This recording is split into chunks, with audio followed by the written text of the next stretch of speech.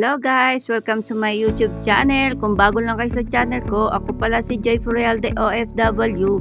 Kung hindi pa kayo nakapag-subscribe, pakiclick nyo lang yung bell notification sa baba para ma-notify po kayo sa lahat ng mga videos na i-upload ko. Ayan, nandito po kami ngayon sa Acer o Abha Field Hospital. Andito po kami ngayon na para mag-take ng BLS o Basics Life Support at mag-take ng exam. Ayan po, tatlo pa lang po kami dito na mga kaklase ko na nandito sa hospital. Ayan. Habang naghihintay kami ng mga kasama namin ay nag-video-video muna po ako dito sa hospital. Ayan po, di ba? Nakita nyo meron silang puno-puno dito sa loob. Ayan guys, nag-picture-picture muna ang beauty. Siyempre, alam nyo na, bali 63 po kami mag BBLS po. Kailangan po kasi yon para kung makapag-apply na po kami sa hospital ay meron na po yung kaming BLS. Ano po siya? Certificate. Yan, kailangan po yun. Requirements na po siya sa hospital or sa mga clinic. Kailangan nakapasa ka po dyan. Ayan, nandito. Ikot-ikot muna tayo guys. Guys, huwag niyo po kalilimutan. Subscribe nyo po Joy Furialde OFW at mag-comment po kayo sa baba or mag-share. Ayan, nandito po kasi ako ngayon sa Abha, sa Saudi Arabia. Ayan. Habang nagbibideo po tayo, ayan, selfie ng video. Kuha na natin iba. Hindi ako makagala kasi may gwardiya nakakaya. Tsaka wala po masyadong tao. Kasi Friday po ngayon day off po ng mga ibang mga doctor, hospital. Mamaya pa mag-o-okay na po yung kanin. Diba, Arabic. Mamaya mag-o-open na po sila. Yun ang sabi ng gwardiya. Kasi kanina ang tagal namin sa labas, hindi namin alam eh. Sarado po kasi yung mga pinto. Ay, hindi ko na po siya inikot-ikot. Napakalaking hospital po kasi ito. Andito lang kami sa baba. Mamaya darating na rin yung aming mga klase at ang aming si Ma'am Mercy yung mag-orientation sa amin. Bali, nandyan po mamaya yung aking video kung paano kami mag-CPR o magbigay ng buhay sa mga pag nakikita natin sa mga nahihimatay at saka yung choking po, yung parang nabubulunan. Ayan. Binigyan po kami ng ganung idea o pagsasagawa para sa mga makikita natin mga nangangailangan ng tulong bilang isang nursing assistant o nursing aid. Ayan na po si Ma'am Mercy, dumating na po siya. Andito na po kami sa loob. Ayan, di ba? Ang dami namin mag-take ng exam. Bali, 2 kwarto po yan. Yung sa kabila meron pa rin po. Bali, 63 po kami na magtitik ng exam. May mga India, Nepal. Ayan, mga Pilipino po kami lahat diyan. Bali, 30 po kami sa isang kwarto. Sa kabila po ay 30 tas sa 30. Bali, 63 po lahat. Pero may mga hindi rin po nakapunta gawa ng may trabaho po. Ayan po yung aming manikin na gagamitin para sa CPR, diba? Ayan po guys. Ayan po yung mga gagamitin namin para mamaya. Ayan po yung mga aking mga classmates. Ayan ano pa si Norina, diba? Ayan, maraming salamat guys. Ayan. Tapusin niyo po yung aking video at huwag niyo po i-skip ang aking mga ads. Makita niyo po dyan mamaya, nandiyan na po si Ma'am Mercy. Ipapaliwanag niya po paano ang orientation. Buti nga po at pumayag siya na i-video ko siya. Ayan guys. Maraming salamat sa inyong support guys. Thank you. Ayan po ang mga gagamitin namin. Gagamitan mamaya. Diba? May baby rin po siya nandun sa akuan. Thank you guys. Maraming salamat sa inyo. Thank you very much. Ikaw magpapalala, malaki yung braso mo eh. Ang tigas pa naman dito, manikin na to. Hindi mo pa nalagay. Nagganon na siya. Hindi yan sir, bakal eh. Paano na kayo mali ng braso? Bibigyan na. Matigas ko. Hihingalin ka nito. 1, 2, 3, 10, 1, 2, 3, 20, 1, 2, 3, 30. The first. Who was first? Among the males, who have second wife? Anyway, the perfect site is the second wife. You get it? Okay, now, this is very important. Interlace, interlock. You see my fingers? You should do like this, not like this. You'll be injured. Interlace, interlock. And the most important thing when you are compressing is locking your elbow. Lock. Because if you will do compression like this, you're doing bouncing compression and it can lead to complications again. Got it? So lock your elbow, arm straight. Shoulder should be positioned directly over the victim's sternum, like this. Got it? Clear? Now, you observe that the two heels of my hand is just below the nipple line. You see? Yes. Question. Can I use the nipple line landmark? Yes or no? Yes. Who answered yes? Raise your hand. Yes. No. No. Okay. Actually, the answer is yes and no. Since most of you here are not really nurses, okay, for those nurses who are able to take the, I think nobody took American Heart, huh? If you'll be attending the American Heart, I will not be telling you the husband, the wife, or the second wife. If no pulse, no breathing, Ibrahim, breathing, immediately you have to tell, like, because I want you to teach this one to your loved ones, okay? The easiest way for you to teach them is, because maybe you will be the next victim, right? If you did not teach even the compression itself to your family, you will be sent to the hospital, and usually, compression. Somebody should do compression at least, okay? How many minutes to avoid brain damage? 1 to 4 minutes. 4 to 6 minutes, your brain will start to be what? Lack of oxygen. 6 to 10, brain damage. 10 up, brain death. That's why within that 1 to 4 minutes, somebody should start doing compression. Now, regarding compression, I will ask you a question. If you saw somebody outside, you don't know that person, can you help by giving compression only? Yes or no? Yes. Yes. Very good. For how many times? No. Again, if you saw somebody unconscious, you can help by giving compression without giving breaths. Compress lang, hindi magbigay ng... You can do that just to avoid brain damage. When you are doing compression, for how many times? Until you're exhausted or until help will come. You get it? But if you want to go with the steps, it should be 30:2. But actually, you can help somebody, okay? This is the one that I want you to teach to your loved ones, only the compression itself. At least, if ambulance will, because usually 1 to 4 minutes, ambulance will not be there, right? It depends upon the place. So, at least, you are helping that person who is unconscious, avoiding brain damage. So this is the only thing that I want you to teach them, the compression. And then if EMS will come, they will be the one to do all the steps. Is it clear? Yes. Okay, now, again, as what I told you, maybe you are thinking, it's hard for you to do the CFAR process, blah, blah, blah. So just tell your loved ones, if you are the one unconscious, everybody has a nipple, right? I'm sorry. Go to the nipple line, just below that, not on top, This is the nipple line, just below that. Place the heel, the two heels of your hand. It should be center of the chest, perfect side. And just tell them to lock their elbow and start compressing until help will come. You got it? Is it clear? Clear. So, locking is very important, locking your elbow. So again, side, lower half. See to it that the two heels of your hand, it should be center of the chest, perfect side. You got it? Okay. So far, you're with me, huh? Okay. Now again, when you are compressing, the weight should be from my head or my shoulder? Shoulder. Not head? How many Indian nationality are here? How many Indian nationality? One? Only one? Nepal. This one Nepal. This one Nepal. Nepal. Indian. Oh, why you are not raising your hand? So, how many Indian nationality I have here? Okay. Sorry to tell you, but I observe Indians talk fast. Are you going to agree with me? Yes.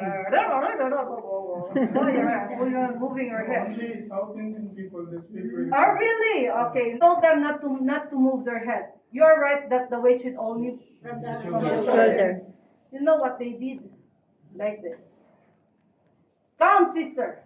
30. 1, 2, 3, 4, 5, 6, 7, 8. So after finishing the 30 compression, I told her, okay, sister, give that to ventilation to yourself.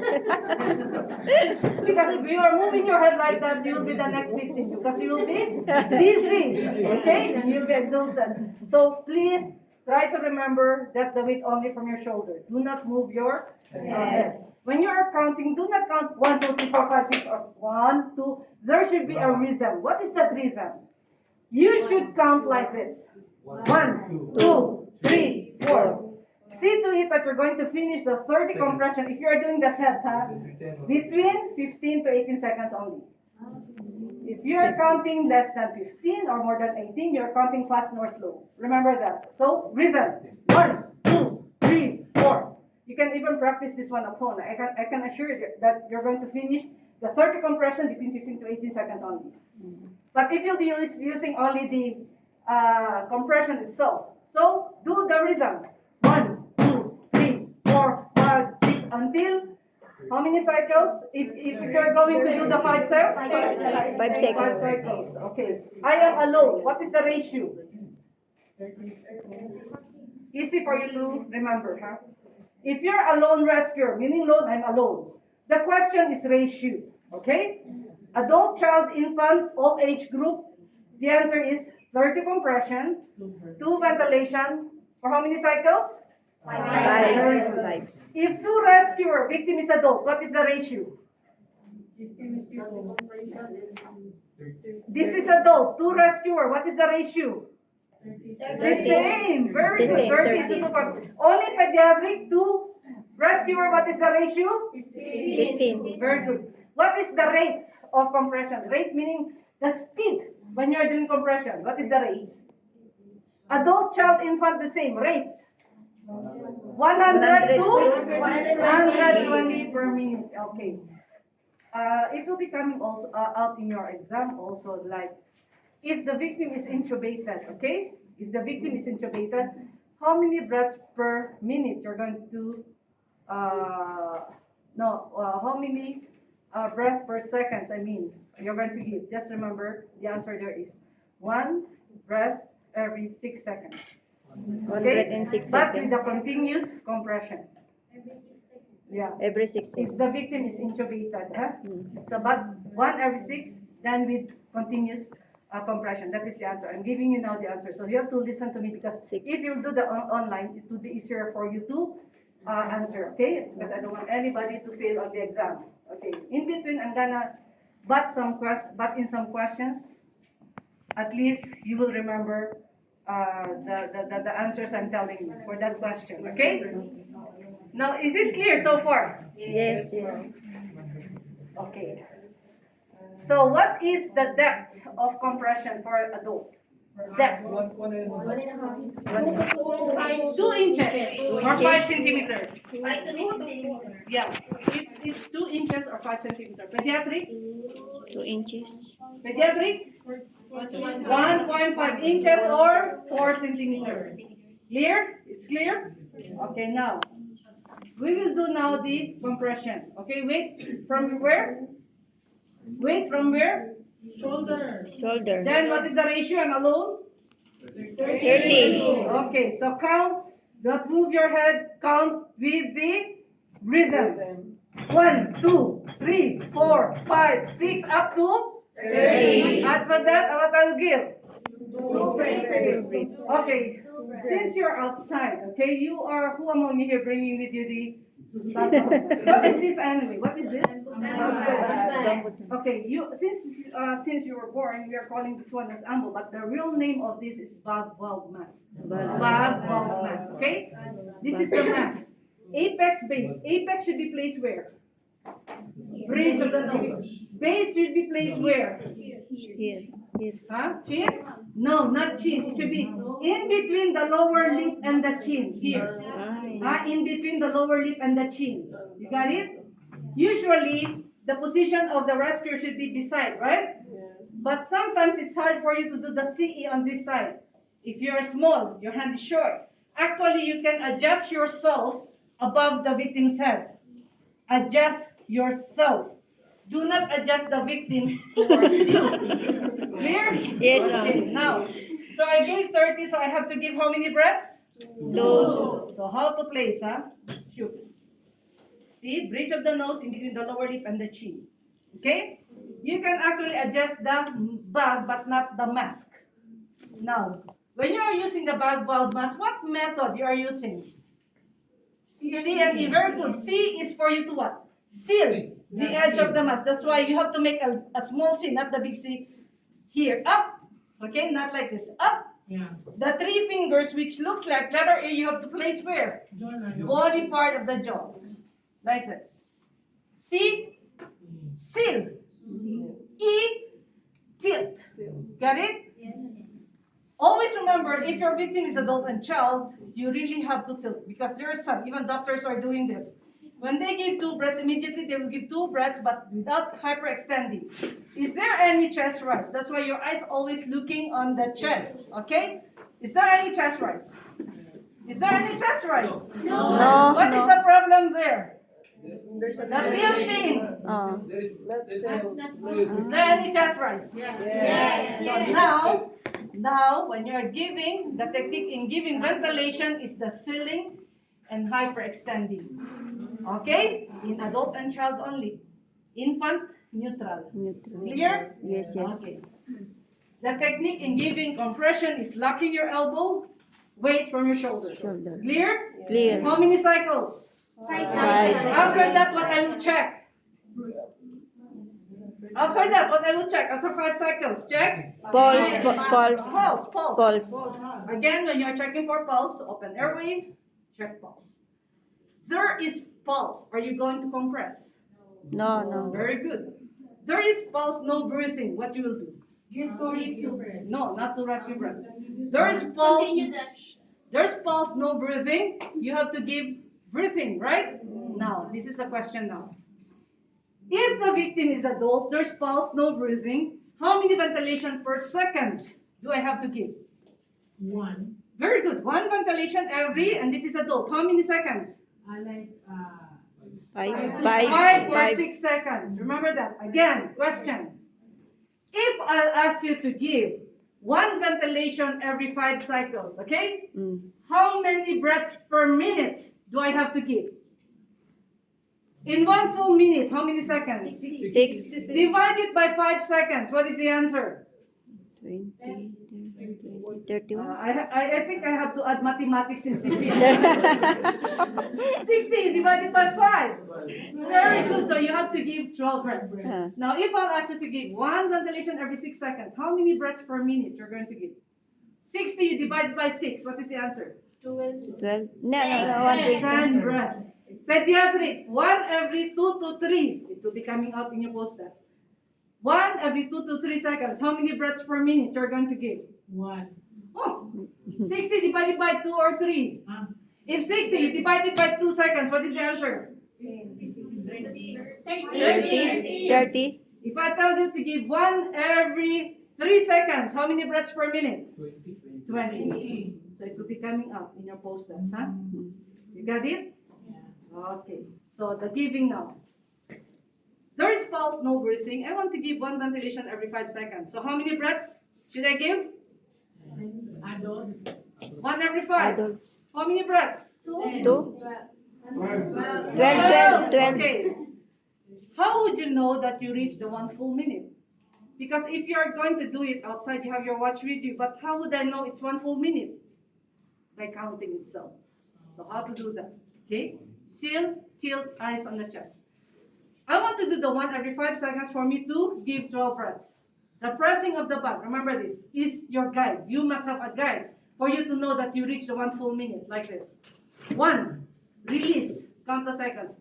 1, 2, 3, 4, 5. 2, release. 5 1, seconds. 2, 3, 4, 5. 3, release. 1, 2, 3, 4, 5. Up to 10. very good, 12. So I reached 12, release. 1, 2, 3, 4, 5. I have to stop for that 1 full minute. 12. Okay? Then again, I have to give 1, release. 1, 2, 3, 4, 5. 2, 1, 2, 3, 4, 5. Up to again 12. 12, release. 1. So I did how many minutes now? 2 minutes, no. 2 minutes now, 2 right? minutes now. Because I finished for the first, that is 1 minute. Now I did again another 12 breaths. So I went to 2 minutes, right? Yes. So after 2 minutes, that's the time you have to check for the pulse. And then Apo. if still there is pulse, no breathing, continue. No pulse, no breathing, go to CPR. There is pulse, there's breathing, recovery. Is it clear? Yes. Same with the 10. 1, release. 1, 2, 3, 4. I mean, for the 6. 1, 2, 3, 4, 5, 6.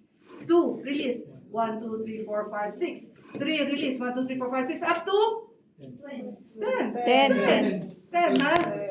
Because 60 divided by 6, it's 10. Okay? 10, release. 1, 2, 3, 4, 5, 6.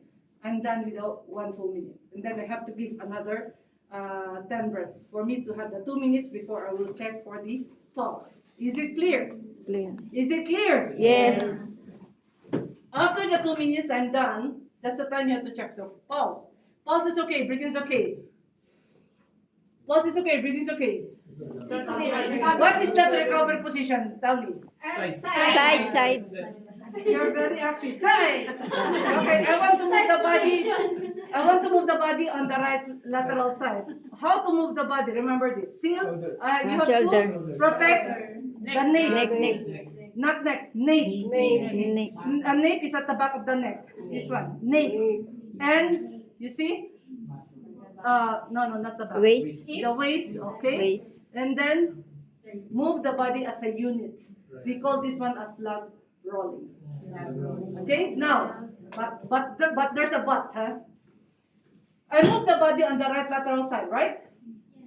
What is the purpose why you are placing the victim in a recovery position? To maintain, Breathing. but another way, to avoid aspiration. Question. I place the victim on the right lateral side, right? Suddenly the victim vomited. Question. Is there a possibility that the victim will be aspirated? Yes or no? Yes. Why? Tell me. You're right, actually. Why? You must know the reason why. Even though I place the victim on a lateral position, right? Lateral side. But why? The victim vomited and then she was aspirated. Why? Okay. Before I will continue, I will ask individually, okay? Show me your stomach. Where's your stomach? Do you know where's your stomach? Just show me. No, just show me. Okay? Stomach? I just want to know if you're hungry. Yes, Stomach? Victim will vomit or not vomit. Better for you to move the body where? On the left side. Lateral side. Got it? Now, it will be coming out in your post test. What if the victim is pregnant? You want to do CPR. What is the position of a pregnant victim? You want to do CPR. Still, very good, the same. But before you can compress, what you should do? To avoid hitting the uterus. Now, this is very important, huh? If you saw somebody, you want to do CPR to a pregnant victim, okay? You can do that. But before doing the compression, see to it that you have a colleague with you. The second rescuer should push the uterus on the left side before you can compress. Why? This is to avoid hitting the uterus. You get it? So somebody should push the uterus on the left side. Do not compress immediately because you are hitting two birds in one stone. You get it? Clear? Yes. Okay, it will be coming out also in your post test. Now, what is the antidote for opioid overdose? Nurses, what is the antidote for opioid overdose? The answer there is naloxone. Okay, remember naloxone. So far, do you have any question? So far, do you have any question? No question? Okay. Now, for the child, CPR, almost the same with the adult. The only difference, of course, if I am big, the child is small, please use only one heel of your hand. But if I'm small, the child is big, that's the time you have to use two heels of your hand, the rest of the steps the same. Is it clear? Now, for the baby, how you will assess baby unconscious? In adult, what you're doing, are you okay? Are you okay? Call for help, right? In baby, Are you okay? Are you okay? Baby was like, okay, all of us are. How you will assess baby unconscious? Pinch their earlobe, okay? No movement, the same steps. Check out her breathing, look, listen, and feel. Where's the pulse? Yeah, don't use your thumb, huh? No pulse, no breathing. Start? What I will use? This is baby. What I will use? This Two one. fingers, or actually now before, they were telling if one rescuer, the victim is baby, you have to use 2 fingers. And if 2 rescuer, use 2 thumbs. But now, 1 or 2 rescuer, victim is baby, you can use either 2 fingers or 2 thumbs. Okay? You got it? So now, no pulse, no breathing, because what is the reason? I am single, I am alone, okay? It so happened, my middle finger is longer than the index. So if I'll be using the 2 fingers, I will be using only 1 finger because this is longer than the index, right? So if your middle finger is longer than the index, better for you to use the 2 thumbs. So let's just say my middle finger is longer than the index. So no pulse, no breathing, so I have to use my 2 thumbs. Again, where's the landmark? Nipple line again, nipple line again. Adjust 1 finger below. Perfect side. You got it? Yes. Okay. What is the ratio? I am alone. I am alone. What is the ratio? 30, 30. 2 rescuer. How many 50. cycles? 5. After that, what I will check? Pulse. There is pulse, there is breathing, okay? There's pulse. There are 3 ways in which you can place the baby in recovery position. First, prone, but the face should be on the side. You got it? Or place baby in side lying, but place pillow, don't leave the baby, okay? What is the last step? Recovery. Carry or cuddle the baby, huh? Carry or cuddle the baby, and you got it? The 3? Prone, face on the side, side lying, carry the baby. Just, of course, just select only one position. You got it? It's clear? Yes. Very good. Do you have any question for the CPR? Is it clear? Are you sure? Now, we will go now to this machine. What is this? AED. What is AED? This is the problem if I'm asking you. What is AED? Automated. Yes. Okay, understood that. Automated. And then. What is automated? And then. So what is E? What is A? What is E? External. What is D? Very good. So automated external defibrillator. Okay? So this is a simple medical device that can save the life of a sudden cardiac arrest victim. Now, listen. It will be asked also on your posters, the steps of the AED. Remember this. What is the first step? Power on. Second, attach pipes. Third, analyze the rhythm. Fourth, give shock. Tell me again. Power on. Touch. Analysis.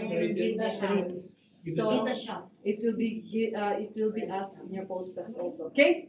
Now, if you are the second, remember this. If you are the second rescuer, where should be your position? Beside me or in front of me? No. In front. Why beside? If the second rescuer would be on the side, do not ask her to be on your side. Why? Because you can because you cannot avoid banging. And remember this, it will be coming up also on your posters.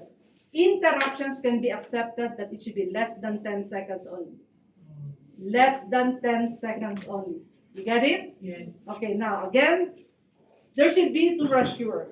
The first rescuer, how would you know if I am the first or she's the second?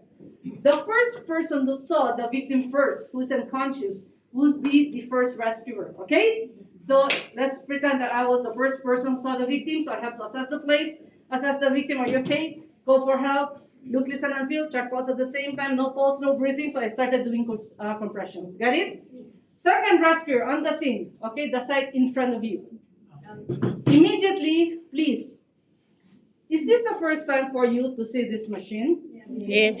Okay, maybe let's pretend that this is the first time also for me to see this machine. So what I did is like this. So when I was compressing 1, 2, 3, second rescuer on the scene, what I did is I stopped and asked, what is that? Do not ever do that. Who is the most important person on the scene? The first or the second? First, The one who is doing? CPR. The moment that you stop doing compression, you are adding injury to the victim.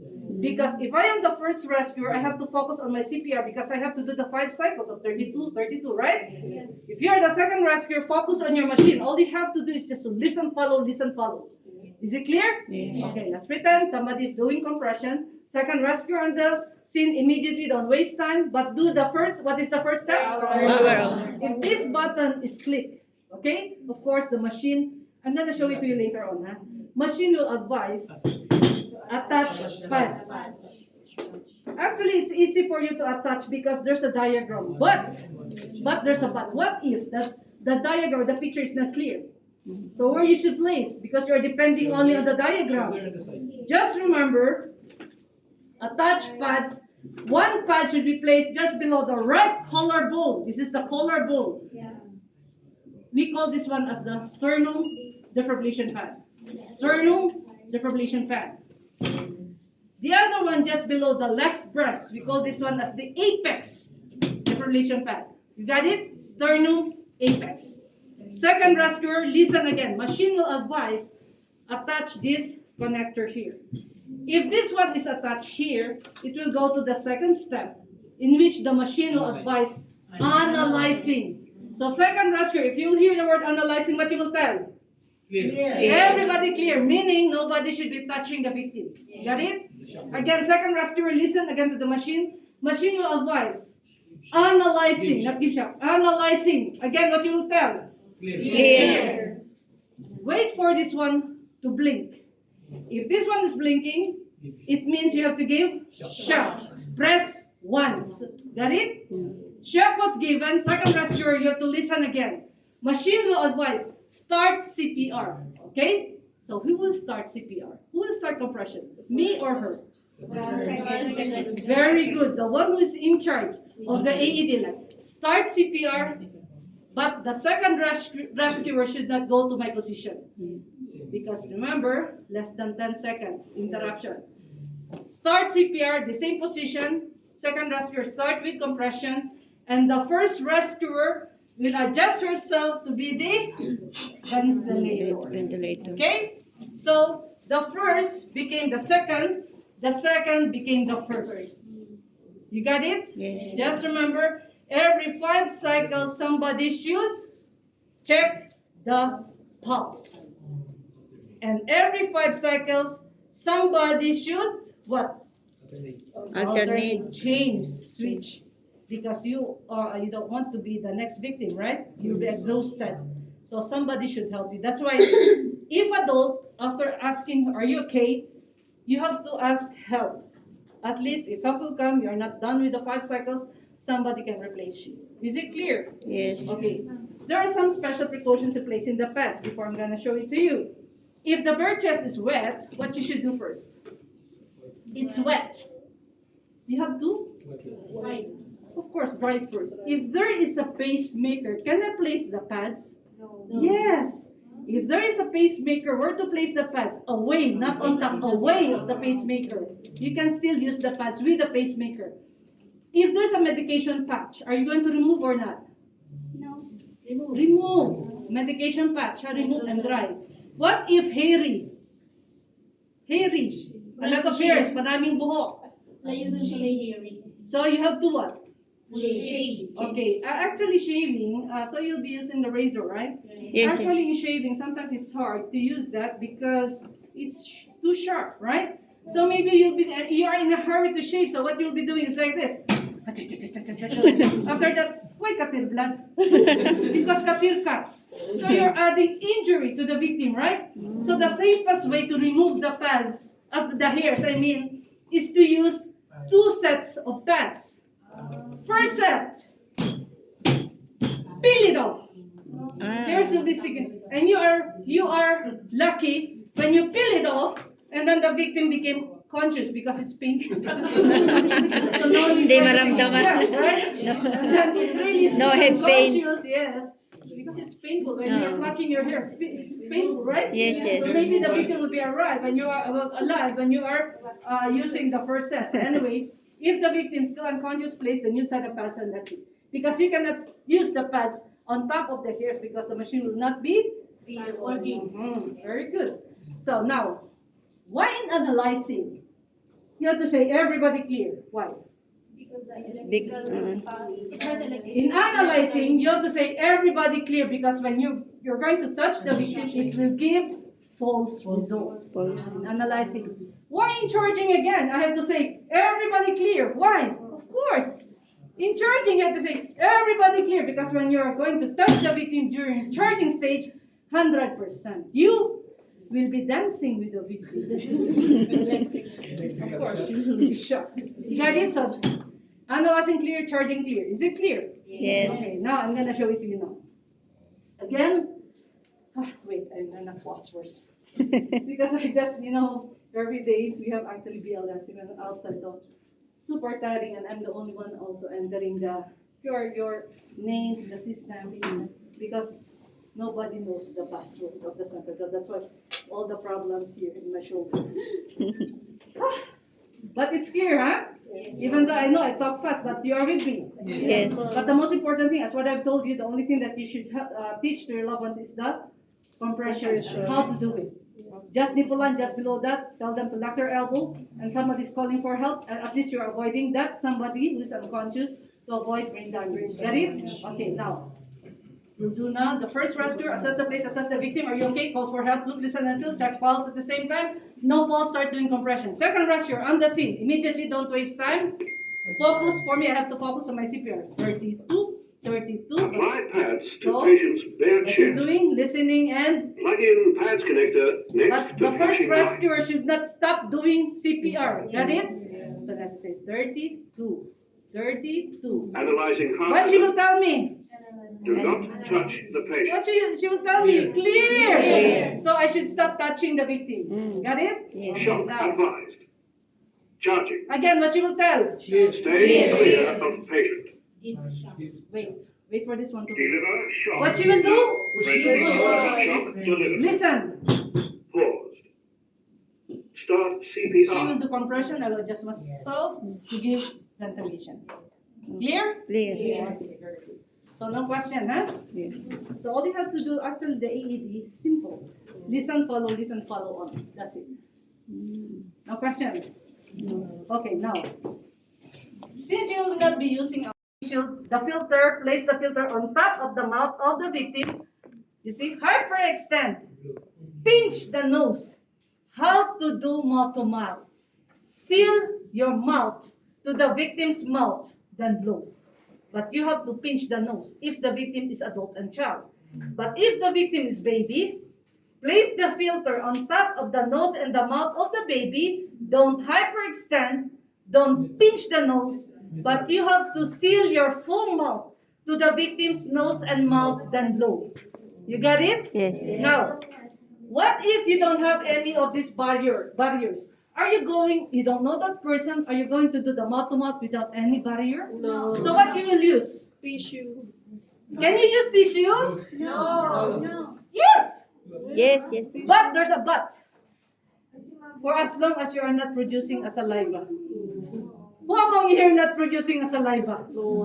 Everybody is producing a saliva, right? So don't ever use tissue. Who answered? I'm sorry. Who answered your tissue? You're the one? Why I'm telling you not to use tissue? Tell me the reason. May ano siya, fiber? Di ba? No, it's not all about. Mababasa yung tissue. There's a fiber. It's Tsaka not may all about- fiber siya. It's not all about the fiber. The tissue is soft. And if I'm producing, remember this, if I'm producing a lot of saliva, somebody's doing the compression, after giving 30, I am the second producing saliva, I'm using tissue. Now what I did is blow. What happened? Asi na When I butas. remove, there's a hole. Where's the missing part?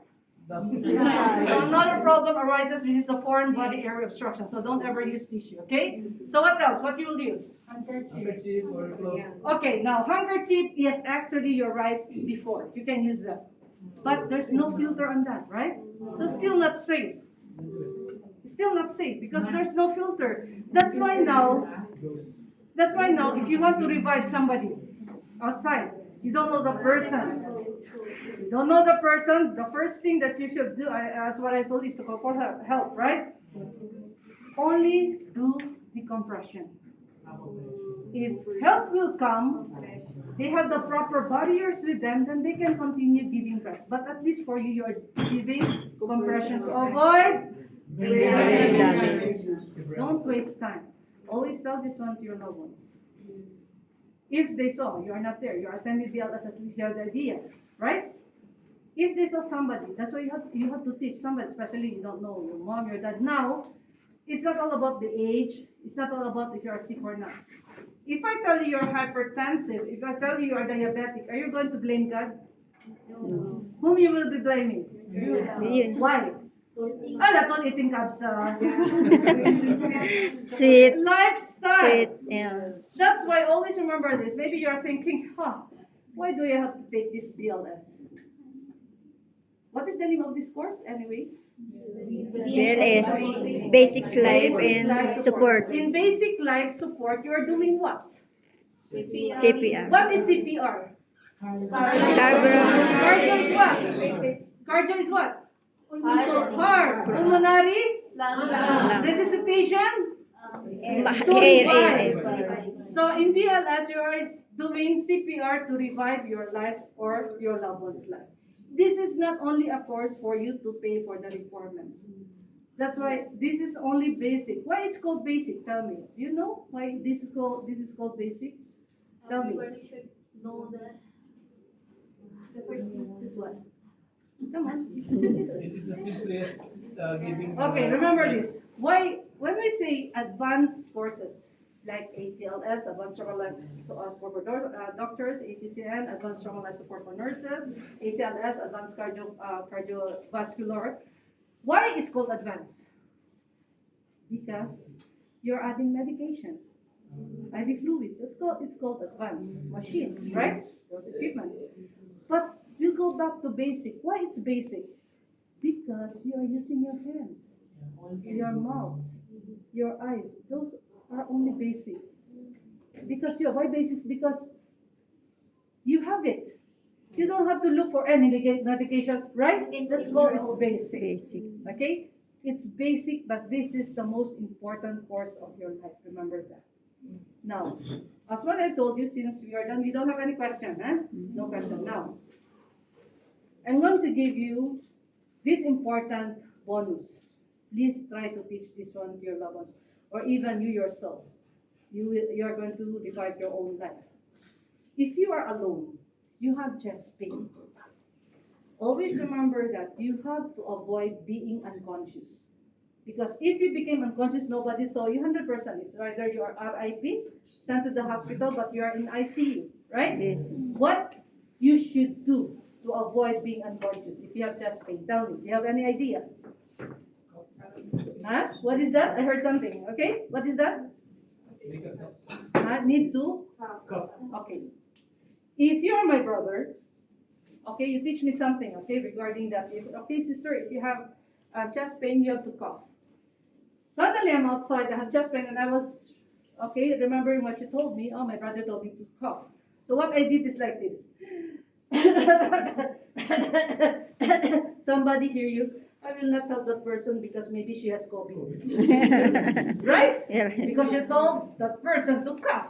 So I'm just coughing as what I understood about coughing. Now, actually you're right, but it's not actually when you teach somebody, it's not only telling them.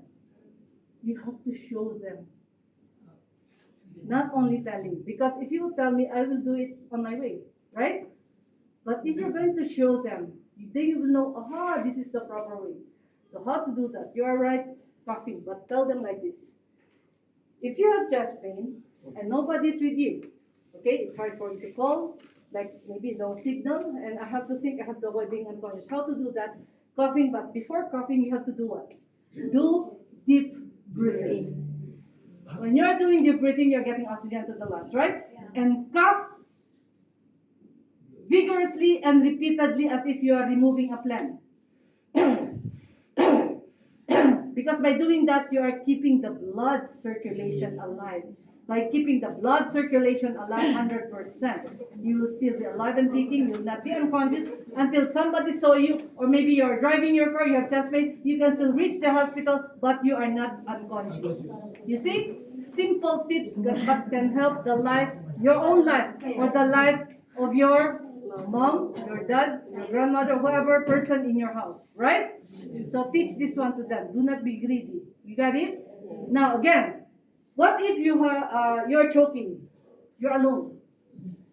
You cannot call for help if you are choking. You know that.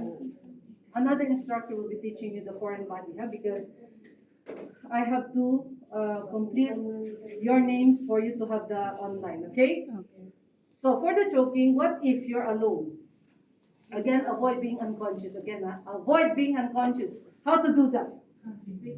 Always remember this. Every person who doesn't know anything, even the simple step, okay, 100%, you will be dead. Am I right? Yes. Panic, dead. But if you're going to share this, your knowledge, teach them. Don't think that my mom, my dad, my sister, they are not studying it. They don't need to know this. No. Even lay person. You know the meaning of lay persons, right?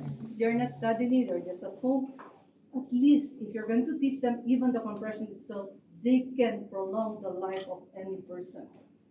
You got it? So what if you are choking, you're alone? Avoid being unconscious again. What you will do? Of course, you should. But you can become, you can become if you know what to do. So what you will do?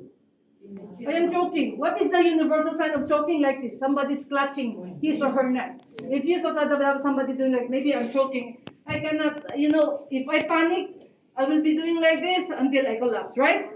But if you teach that person what to do, you are prolonging his or her life. What to do? To avoid being unconscious. Immediately, presence of mind. Always remember this. In order for you to revive somebody, 2 words always you have to remember. Focus, presence of mind. Focus, presence of mind. If you have those 2 words, I can assure you that you can revive anybody. Okay? And of course, you have to be relaxed. Now again, I'm choking, I'm alone. What to do? To avoid being unconscious, immediately look for any hard table or chair. Hard table or chair. Can I borrow the chair, sister? This. And do the Heimlich maneuver. You know the Heimlich maneuver, huh? Then, where is the position? This is the navel, umbilicus, puso. 2 fingers from the puso, the navel. This is the navel. And do the Heimlich maneuver. Okay? So, if I am alone, use the chair or table and do the Heimlich maneuver until somebody saw you. Okay? And then I can assure you, if you're doing that, you'll be avoiding yourself being unconscious. You got it? Share again this one to your loved ones. Clear? Clear. So do you have any question? Do you have any question? Come on, open up. Okay, if no question, I need somebody, at least one group only. One group to perform the CPR. Only CPR. Okay? Okay, what I will do, 4. Only just I want to know. Then push hard, push fast. 1, 2, 3, 4. You see the sound? Tick, tick, tick, meaning you reach the 2 inches. You get it? Okay, very good. Nice. Okay. Gusto niya. Those who want to try, you can. Okay. You don't have to explain. You don't have to explain to me. Just do it. Just do it. No, Now, black. that's it. You see? Very good. Okay, next. Once, come on. Try. You know, listening is okay, but doing the hands-on is much better. Ginawa ko taga-video eh. Do not use the palm, heel of your hand. Heel. Okay. Very good. Okay, next. It should be your right, push hard, push fast. But the meaning of push hard, push fast, do not also push very, because for some, when they say push hard, push fast, they're copying very fast. No. Okay? This is the default and this is the... You don't have to explain this. You know what? Why I'm telling you to perform? Because if you are reviving one's life, Yes. the victim is unconscious, right? Yes. You will not be explaining to the unconscious victim. That's why I want you to focus on your actions, your skills. Okay? No need for you to talk. Okay. Compress. Count. I want you to count. 1, 2, 3, 4. Very good. You see? She's small, but she can reach the 2 inches. Okay, come on. You know what? If you will try doing compressions, do not be afraid, do not be ashamed, because the moment that you started doing the hands-on, you will be confident to do it in anybody. Okay? Count. You see? Small, petite, but capable. Next, come on, try it.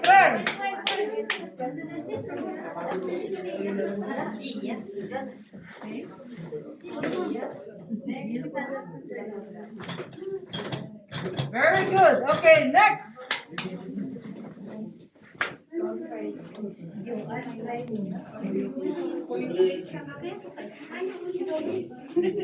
Matigas na siya. No, not palm, huh? Do not use the palm. Heel of your hand. That's it. Count.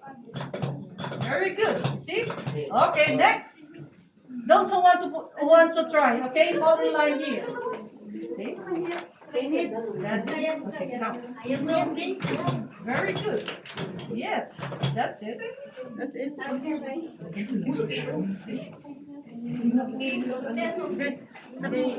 your elbow. Okay. Very good. Nagtanong ka eh.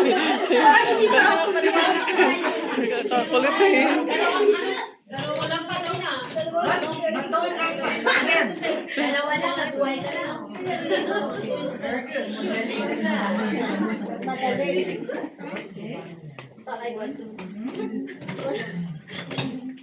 That's it. Tama na masira yung Try moving. Okay, who else? Who else wants to try? Come on. Since you are small, try.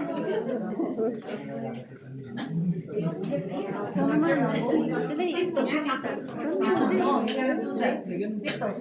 Your elbow should be locked. Lock your elbow. Lock. You do tiptoe. No, tiptoe. Tiptoe. Tiptoes. Okay. No, you cannot do like that. You'll be injured. Lock your elbow away from your shoulder. Again. Okay, you know, push.